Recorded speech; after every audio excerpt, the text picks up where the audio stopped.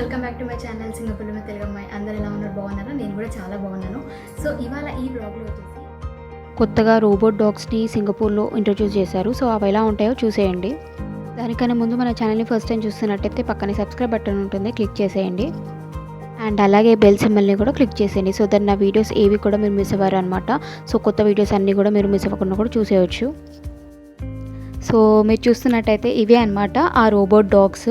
So ఇలా ప్రతి పార్క్లో మనకి సింగపూర్ గవర్నమెంట్ ఇలా ఇంట్రొడ్యూస్ చేసింది రోబోట్స్ని. ఎందుకంటే ప్రజెంట్ ఉన్న సిచ్యువేషన్లో సోషల్ డిస్టెన్స్ అనేది కంపల్సరీ కదా, మనం మెయింటైన్ చేయాలి. సో మనం తెలియకుండానే లైక్ మార్నింగ్ టైంలో చాలామంది వాకింగ్కి వెళ్తుంటారు, జాగింగ్ వెళ్తుంటారు పార్క్లో. సో ఆ టైంలో మనకి తెలియకుండానే మనకి సోషల్ డిస్టెన్స్ అనేది మనం మర్చిపోతాము.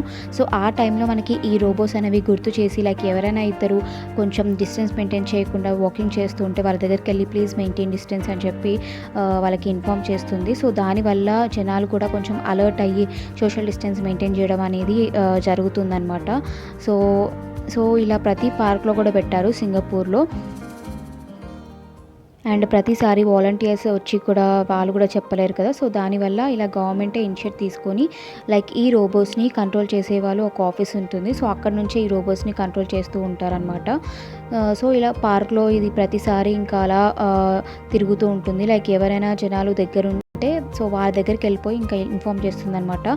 సో చూసారు కదా ఫ్రెండ్స్ సింగపూర్లో రోబోట్ డాగ్స్ని.